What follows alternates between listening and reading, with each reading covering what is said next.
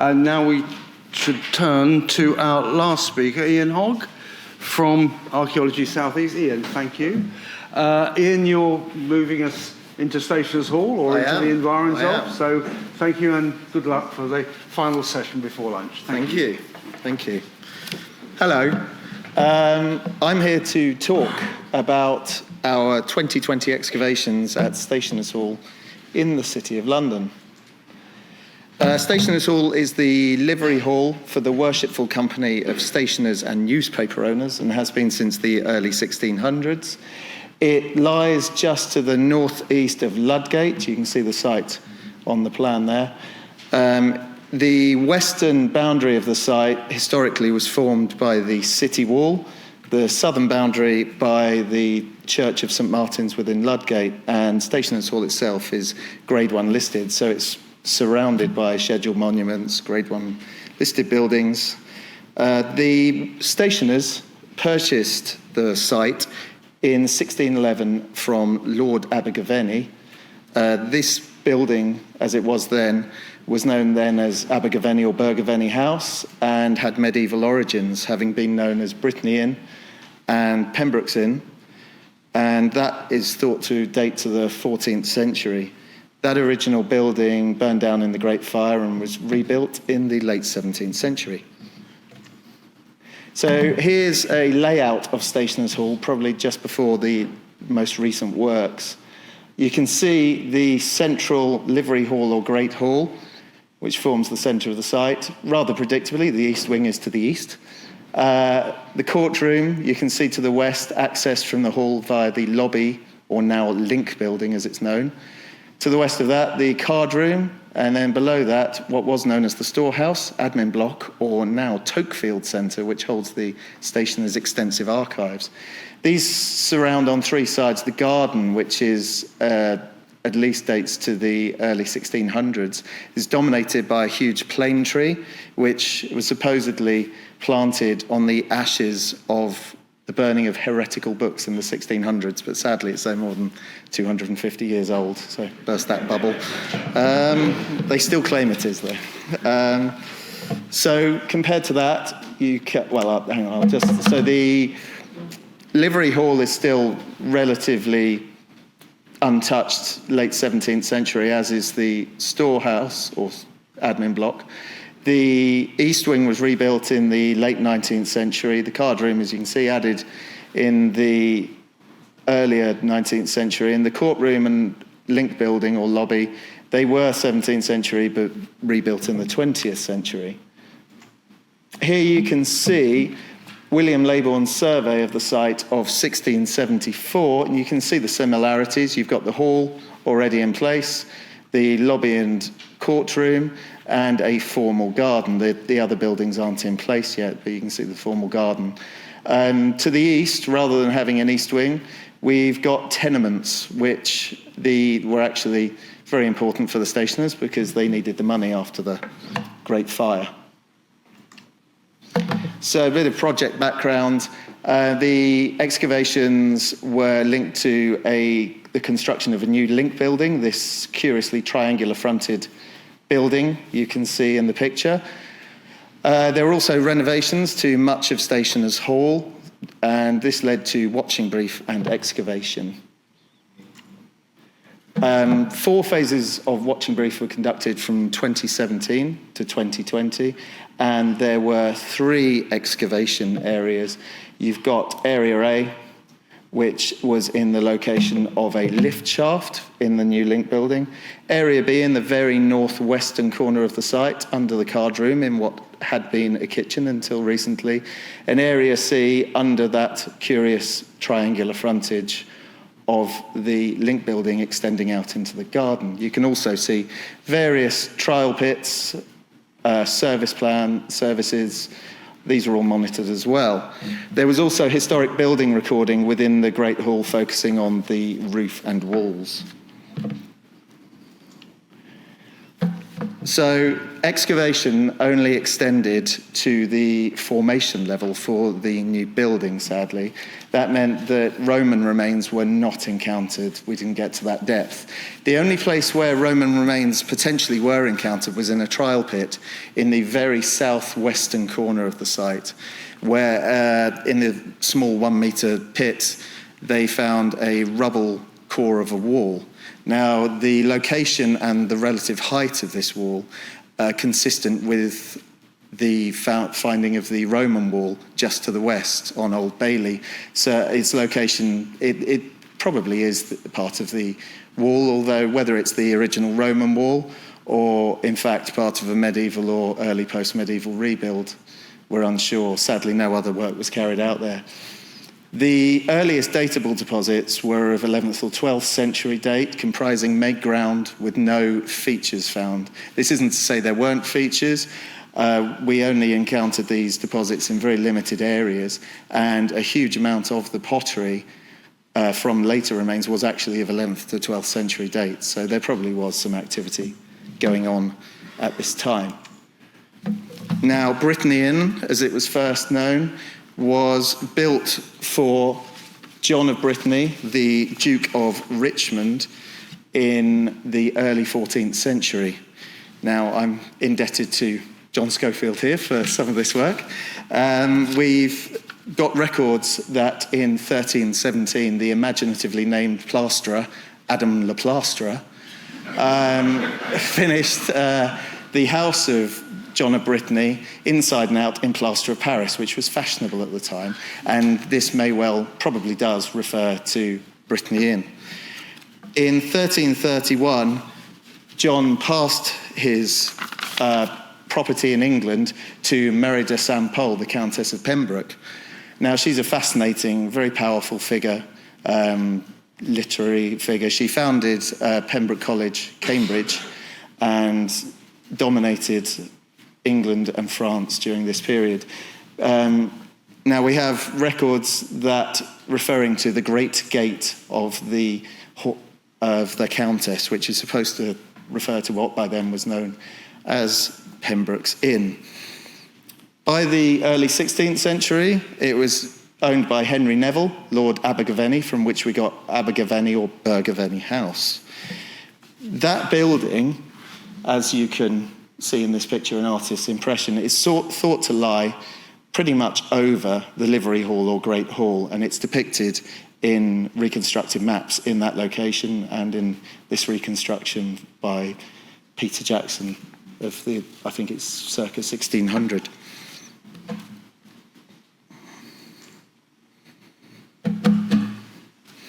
So, with our excavations found that indeed the Brittany Inn was directly underneath the Livery Hall.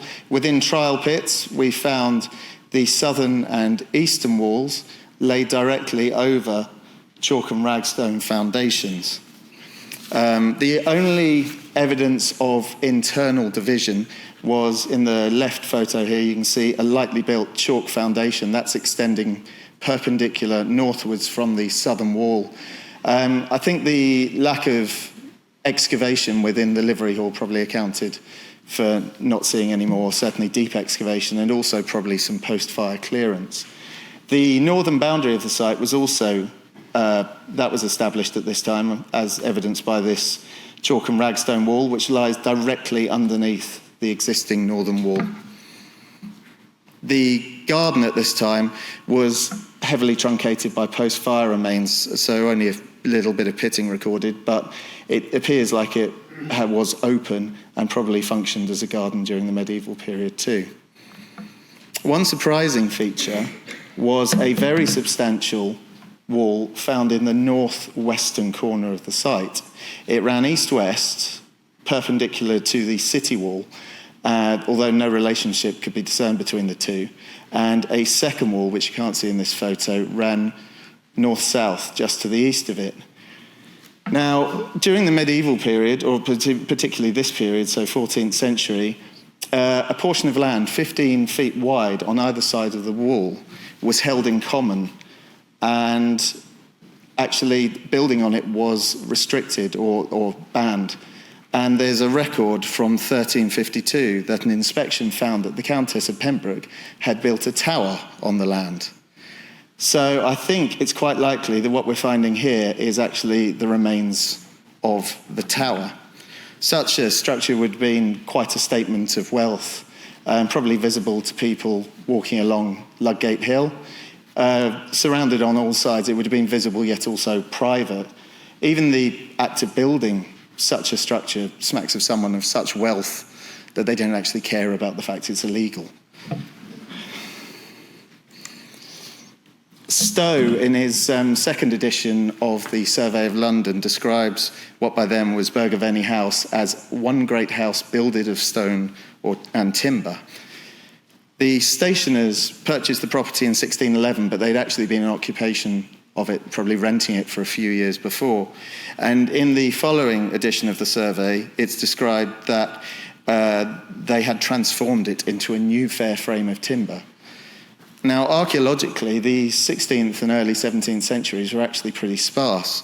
Apart from some pitting within the garden area and a few post holes denoting a lightly built structure just to the west of the hall, there was very little. And even the stationers' records, which start as soon as they acquire this property, they don't actually show that they're paying much attention to the hall. I think it was quite a difficult period for the stationers. Certainly the Civil War presented them with a lot of issues, and so their attention wasn't probably on changing the hall much. The fire, which destroyed much of London between the 2nd and 6th of September 1666, also destroyed Stationers' Hall. The stationers' loss of stock and property was pretty catastrophic, as it was for their members as well. However, the heroic clerk, George Tokefield, for whom their archive is named, saved most of their records by carrying them on a horse and cart to his house in the suburbs, I'm sure along with his own gear. He made entries in the following days following the fire, but actually doesn't bother to mention it. Fortunately, the Treasurer's stockbook does, and they leave a blank page and then have this description that the fire destroyed a greater part of the city, and in common calamity, our hall, warehouses, and stock of books and other goods therein. It's understandable that following the fire, rebuilding the hall wasn't really the first priority of the stationers, but rather garnering rent and an income and perhaps rebuilding their stock of books. The court records actually attest this, that the first reconstruction on site was tenements, which you saw in William Leybourne's map lying to the east of the site, and also warehouses, some of which lay beneath the courtroom just to the west of the hall. Those court records actually show that in 1669, there was an inspection of the hall's foundations conducted, and this was evidenced by a 2-metre wide trench running down the site. But first, I'm skipping ahead there, sorry. You can see how quickly, actually, the reconstruction happened. So after those initial warehouses went up, the courtroom, hall and lobby were all finished in 1674, and the other buildings carried on very quickly. And this, surprisingly, perhaps that documentary evidence relating to these was actually correlated with the archaeological remains, where we had a huge amount of remains from the late 17th century. Now that inspection trench, which I just mentioned, running just to the west of the hall, that appears to have found that the western hall, unlike the southern and eastern ones, was not salvageable and so had to be rebuilt. Now, this rebuilding, and almost all rebuilding in this phase, used pre-fire materials. Probably almost all of it was using pre-fire stonework and brickwork. These materials would have been readily accessible at the time. I'll discuss more on these materials shortly, but for a second it would be good to focus on the process of reconstruction. Now, while the stationer's record suggests that the buildings were rebuilt in sequence, it actually seems like they were rebuilt en masse, which makes sense given they've got a relatively small area. That large inspection trench appears to have doubled as a foundation trench for the western hall of the Great Hall, and at one point contained working surfaces while partially backfilled. At this point, a very large post hole, which you can see on the left, over 1 metre in diameter, was dug through the trench and was lined with chalk blocks. This seems like, the size of it, it wouldn't have been scaffolding. It probably held something like a winch or a crane mechanism for moving materials onto the upper floors. Groups of small post holes were also found that were inclined towards the lobby to the west of the hall, and this probably would have supported scaffolding during that building's reconstruction. The lobby, despite having been reconstructed since, was actually almost extant below ground level, with foundations, even drains, still intact. Sadly, not much excavation was conducted within the courtroom, but a few trial pits did find some areas of floor that may have been 17th century in date and could have been part of the original floor. 5 minutes Yep, great. Now, outside the main buildings, after its initial use as a working area, dominated by temporary structures and pitting, the garden is depicted on Leybourne's plan as a formal garden, and we did actually find some surfaces that may have been part of his paving going around a lawn. It's a formal lawned garden. One surprising element in the northwestern corner of the site was this wall you can see on the right. Built from pre-fire brickwork, it had a recess for a beam slot and for upward beams above. It could have been a boundary wall, but I think it's more likely it was part of the warehouses that preceded the courtroom, but we only had a small length of it. Back to those reused materials, as I said, a huge amount, the majority of the materials in the reconstruction were pre-fire. Not only that, but the majority of the pottery assemblage from the later 17th century was actually from earlier phases, particularly the late medieval period. It's not possible to say where this material derived from, but I think a substantial amount of it probably did come from what was known as Burg of Any House, although any number of high-status buildings had been destroyed in the area. You can see here on the left a Tudor or late medieval spandrel, which would have formed part of a fireplace or door surround, and on the right a hexagonal capital of similar date, both in Reigate stone, which was the most common freestone used in Tudor and medieval London, and not used much in architectural mouldings after 1600, so it's a good indicator of date. That newly built hall, as I said, very similar to its current form. The actual hall itself, the livery hall, maintained elements of a medieval hall with a cross passage at the low end, the southern end, answered by a raised dais to the north end. This would have all been on the first floor. The ground floor, or undercroft as it was then, was used as a service area, and a chimney stack found on the external side of the western wall suggests that the kitchen was located in this undercroft. And having looked at the stationer's records, it shows that this kitchen was actually a bit of a sore point. There are numerous complaints by people renting the hall about the noxious smells, smoke, steam, and there's a lot of debate about what they do about this. They eventually, sorry about talking about this just before lunch, about food, but they move it to the northeast, back under the hall, then eventually it goes under the card room to the west. But I don't know what it says about the stationer's cooks, but I believe they're very good now, if anyone's thinking of hiring it. Apart from the livery hall and courtroom, the remaining space was still being used mainly for storage in the late 17th century, probably suggesting that this was still a major issue for the stationers. Now, despite the layout staying similar, there are actually a good number of alterations in the following centuries. The first of these was in the 18th century when William Robinson was commissioned to make the courtroom and lobby grander yet also more usable, and this involved extending it southwards and also creating a doorway between the hall and lobby, which I don't know why they didn't have one initially, given you had to then walk all the way round. But this was evidenced by wall foundations that we found. We also found in the top left-hand side of the lobby, we found a possible fireplace, and we found some elements of probable 18th century floors within the courtroom. To the west of the courtroom, in what would be the card room, again, we found more wall foundations, showing that there were buildings here, despite the fact actually historic mapping doesn't show anything in this location. Those alterations continued into the 19th century. Less than 50 years after Robinson's alterations, they were at it again. Robert Milne was contracted in 1800 to undertake work on the hall and lobby.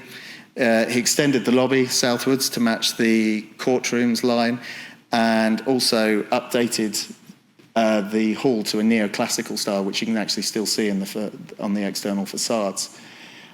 He also, sadly, made that lovely new big doorway smaller in the lobby, and he also replaced some of the foundations to the Great Hall, which were failing, and these focused on the northern end of the western wall, and again using reused pre-fire materials, probably on their second phase of reuse. In fact, this was where some of those nice pieces of stonework actually were found. He also added a toilet and stair to the first floor, which were evidenced by foundations within our excavations. These alterations continued into the 20th century, and this involved the complete reconstruction of the courtroom and lobby following damage by bombs in the Second World War. So a couple of final thoughts.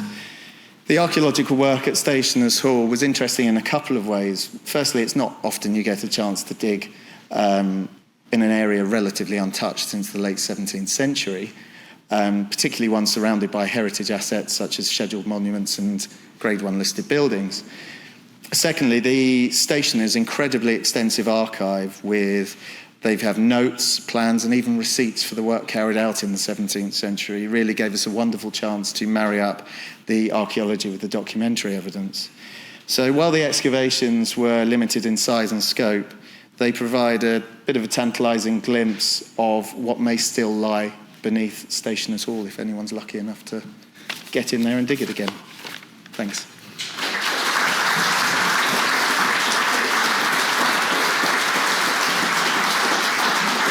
Thank you very much for that very clear presentation, Ian. I mean, just one very quick point.